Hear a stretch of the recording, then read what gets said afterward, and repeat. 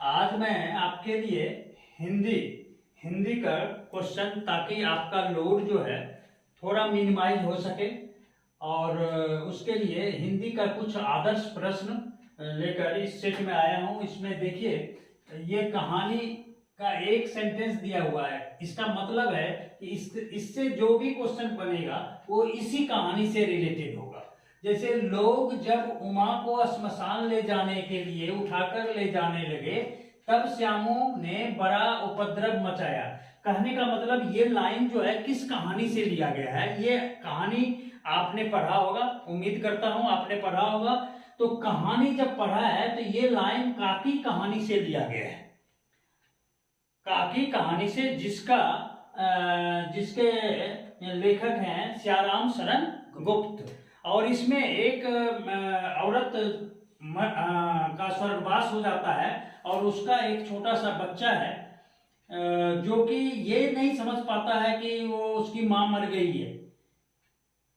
तो उसका ही उसी संदर्भ में ये क्वेश्चन को तैयार किया गया है। ध्यान से देखिए, श्यामू की मां कौन थी? उस लड़के का नाम था श्यामू, जो छोटा था, और उसकी मां को, वो अपनी मां को काकी बोला करता था। तो श्यामू की मां कौन थी? उमा नहीं, सुखिया नहीं, दासी भी नहीं, कौन थी? काकी। जिसको वो काकी बोलता था वही श्यामू की मां थी, और वो छोटा सा बालक जिसकी मां मर गई थी वो श्यामू था। समझ रहे हो मेरी बात को?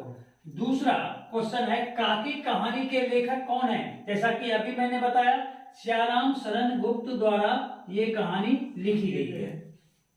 उसके बाद श्यामू ने अपने पिता की जेब से क्या चुराया था? देखो, श्यामू ने पतंग को खरीदने के लिए, पतंग और उसका डोर को खरीदने के लिए उसने पहले तो अपने पिता के, उसका नाम था विश्वेश्वर, जिसको कि वो श्यामू क्या बोलता था? काका बोलता था। जिसको वो काका बोलता था, अपने पिता को ही वो काका बोलता था, उसका नाम विश्वेश्वर था।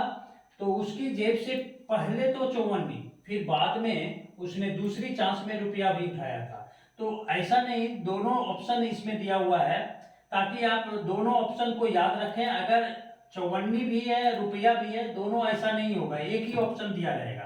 तो करेक्ट तो ये भी है और ये भी है, लेकिन आपको एक ही ऑप्शन दिया रहेगा। तो 54 को याद रखना है और आपको रुपया को याद रखना है। जो ऑप्शन होगा दोनों में से एक, उसमें टिक मारना है। ठीक है। श्यामू को किसने बताया था कि उसकी मां भगवान के घर गई है? तो श्यामू की मां जब मरी तो श्यामू को कुछ भी पता नहीं था कि वो आखिर वो हो क्या रहा है, उसकी मां क्या हो गया, उसकी मां को क्या हो गया, ये कुछ भी पता नहीं था।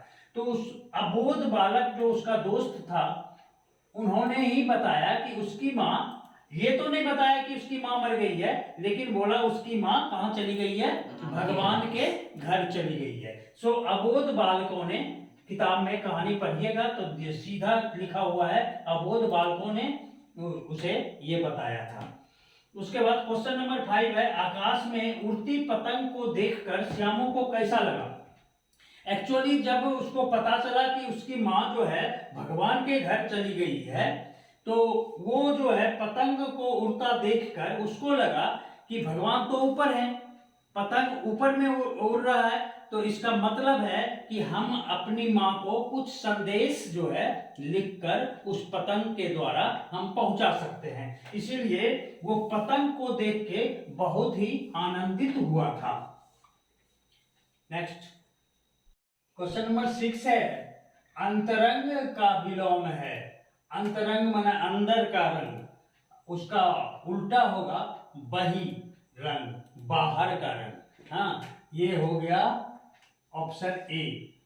उड़ना का भाववाचक संज्ञा, उड़ना से देखिए चढ़ना, पढ़ना, पंख फैलाना, ये सब नहीं, उड़ान होता है। उड़ना से उड़ान भाववाचक संज्ञा। 8 है, रामायणम का शुद्ध रूप है।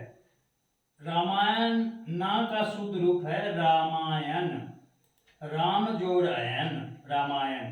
क्वेश्चन नंबर 9, गले का हार मुहावरा है, इसका अर्थ होता है बहुत प्रिय होना।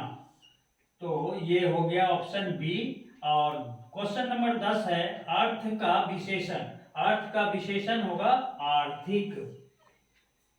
Thank you very much.